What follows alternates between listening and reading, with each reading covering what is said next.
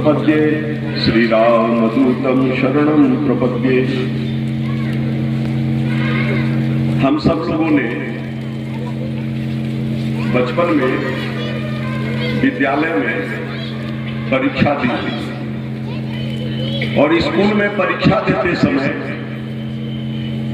जब मास्टर साहब पीछे आगे खड़े हो जाते हैं तो जो कुछ याद करके हम लोग जाते हैं वो भूल जाते हैं, ये स्वाभाविक है। तो आज जब ऐसे आचार्य और पीछे आगे नहीं खड़े हो, बगल में जब बैठे हो, तो सच्चाई तो यह है कि जो कुछ हम रट के आए थे वो तो भूल चुके हैं। और सानिध्य मिला, ये सौभाग्य आदरणीय रविंद्र जी के कारण मुझे प्राप्त हुआ। मैं केवल एक दो चीजें चर्चा करके और जिनको सुनने के लिए हम सब लोग आए हैं उनको मैं भी सुनूंगा।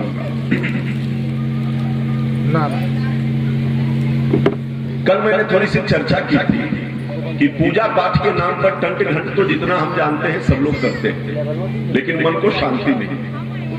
उसका कारण क्या है? कारण मैं एक दो उदाहरण आपको देता हूं। अभी संध्या समय रविंद्र बाबू के साथ मैं और आचार्य जी अंदर है और जो जो प्राण प्रतिष्ठा हुई, प्राण प्रतिष्ठा का मतलब,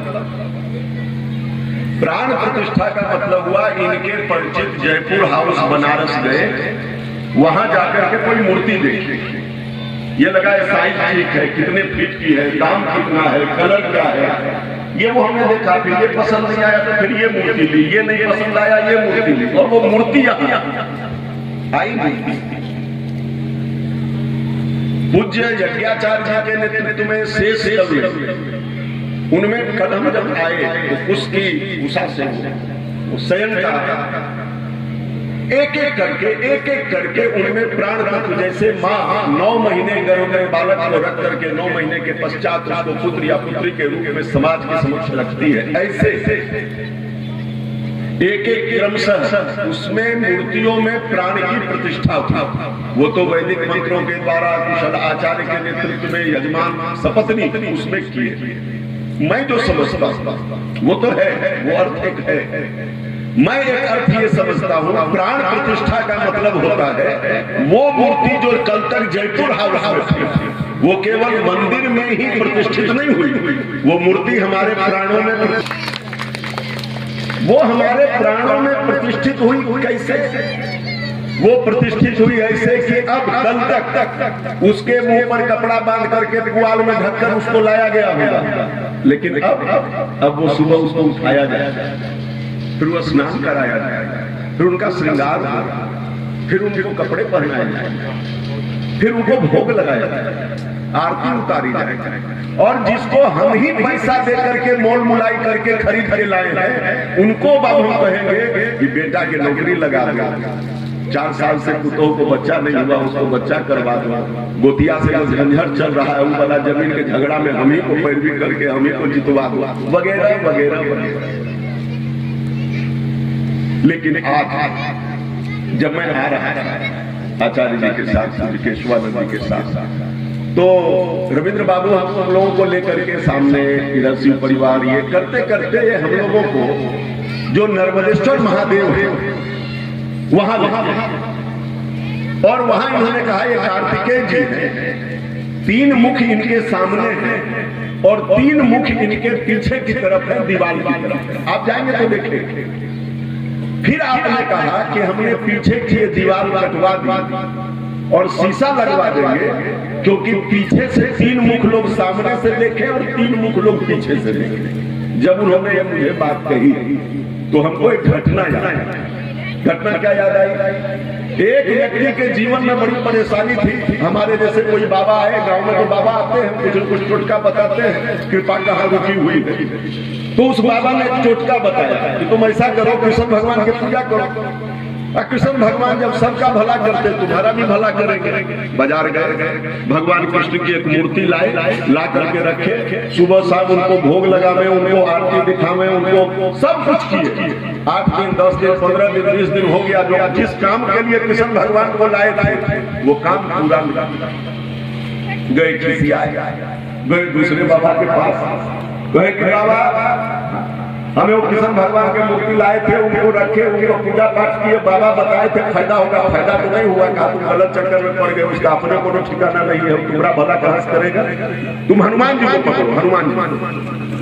बस हो गया, ला करके वो हनुमान जी की मूर्ति लाया, कृष्ण भगवान की मूर्ति उठाया, झोला में रखा, ऊपर खूंटी में टांग दिया, हनुमान जी को बैठाया, बढ़िया से उनको सिंदूर वगैरह लगा करके हनुमान चालीसा ताली बजा बजा करके पढ़ने लगा, अगरबत्ती भी जलाया था नीचे अगरबत्ती। जैसे हनुमान चालीसा शुरू किया, वो अगरबत्ती का धुआं उठा ऊपर, अब ऊपर उठा तो झोला के पास पहुंचा, झोला के पास पहुंचा तो झोला में किशन जी थे। इनको लगा 7 दिन से भोग खाया, भोरे से काम कुछ किया नहीं, बढ़िया वाला अगरबत्ती हम लाए हैं, बैठ करके झोला में सुगंध ले रहा, उठा उठ करके झोला उतार करके कृष्ण भगवान की मूर्ति निकाली, अब मूर्ति निकाल करके गमछा खूब बढ़िया से उसके नाक पर बांधने जा रहा था, भगवान स्वयं प्रकट हो गए।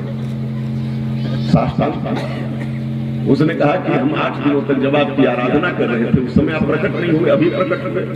भगवान ने कहा उस समय तुम हमको मूर्ति समझ, मूर्ति, अभी तुमको लगा कि हम सांस ले सकते हैं, हमें प्राण है, हमें जीवन है, तुमने हमको सजीव माना तो हम भी तुमको सजीव माना। जब आपके मन में भाव आता है कि नहीं 6 मुख है, 6 में से 3 तो दिखाई पड़ रहे हैं, 3 दिखाई नहीं पड़ रहे, इसका मतलब है कि वास्तव में इस ठाकुर बाड़ी में ये प्राण प्रतिष्ठा का समारोह वास्तव में संपन्न किया गया है, आपके प्राणों में। हम क्या करते हैं, हम बोलते तो हैं, आज आरती हो रही थी सामने, तन मन धन सब अर्पित सब कुछ है तेरा, तेरा तुझको अर्पण क्या लागे मेरा, ओम जय जगदीश बोलते हैं। लेकिन भगवान अगर 3 दिन लगातार आपके बड़का भाई के दुकान पर ग्राहक भेज दे और आपके दुकान पर एक ग्राहक नहीं आवे, तब सबसे पहले गाली भगवान को दी। बचवा अगर परीक्षा में पास कर जाए, फर्स्ट डिवीजन, सरिया में सबसे ज्यादा नंबर, बउआ रहे पढ़े में 3-3 गो ट्यूशन, 2 गो कोचिंग, दिन रात मेहनत करे, बाकी सब बचवा तो मोबाइल के फेरी में रहे, हमार बचवा कहियो मोबाइल नहीं देखे, दिन रात पढ़े, दिन रात पढ़े। भगवान ने करे बच्चा फेल हो जाए तब जे भगवान के मर्जी, बचवा पास कर गया तो कोचिंग मेहनत, अब फेल कर गया तो भगवान के मर्जी। भगवान आपकी सुविधा के हिसाब से नहीं चलते, भगवान ये नहीं देखते कि आप काजू किशमिश उनको चढ़ा रहे हो कि नहीं, भगवान ये नहीं देखते कि आप संगमरमर और मकराने में उसको रखे हो कि नहीं। सबरी के पास कौन सी टाइल्स लगी हुई झोपड़ी, मतंग ऋषि ने कह दिया था, विदा भी किया, तेरे द्वार पर जिस दिन कोई पुरुष के वेश में आई, भगवान बैठ गई सबरी नाम राम का आसरा लेकर, केवल नाम सुमरि पवन सुख पावन नामो, तो अपने वश करी राखे राम राम। भगवान को भी वश में हो जाना पड़ता है अगर आपने अपने जीवन में नाम का आसरा। हम लोग क्या करते हैं, अच्छा किसी को भी बुलाना, चाहे अपने पिताजी को बुलाना हो या अपने बेटे को बुलाना हो, हम करते क्या, उसका नाम लेते हैं। जीवन भर भक्ति करने वाला भी अंतिम समय में अजामिल जब अपने बेटे का नाम पुकारता है, नारायण, भगवान आए बेटे में ले गए। भगवान बेवकूफ हैं, पढ़ा लिखा नहीं है, उनको नहीं मालूम था कि इसके बेटा का नाम नारायण है, दिन भर जिंदगी भर जो है स्वधर्म किया है, उसके बाद भी केवल एक बार उसने नाम उच्चारण किया और अजामिल को बैकुंठ भेज दिया। हम नाम को जपते हैं, किसका नाम जपते हैं, उसका जिससे हमारा कुछ परिचय हो, जिससे हमारा कुछ संबंध। आपके मोबाइल में जितने नाम सेव है उससे कोई ना कोई आपका संबंध है, इसलिए आपने आपका नाम रखा है। अभी हम भगवान का नाम लेना नहीं चाहते, क्यों? क्योंकि अभी हमारा भगवान से कोई संबंध नहीं, कोई संबंध बना नहीं, दोस्त का संबंध, भाई का संबंध, स्टाफ का संबंध, मालिक का संबंध, और कोई नहीं तो कंस और रावण की तरह दुश्मनी का संबंध बना लीजिए। भगवान को उसका उद्धार करने के लिए उसके द्वार पर आना, संबंध बना। हम देखिए न तो वो योग जप तप व्रत पूजा हम नहीं कर सकते, नहीं कर सकते, शरीर नहीं है। सुबह उठ करके बीपी का टेबलेट खाना है, शुगर का टेबलेट खाना है, बिना चाय हम लैट्रिन नहीं जा सकते, तब कहां से आ सकते? व्यवहारिक यही कलिकाल न साधन दूजा, जोग जग जप तप व्रत पूजा। तो केवल नाम, कलयुग केवल नाम आधार।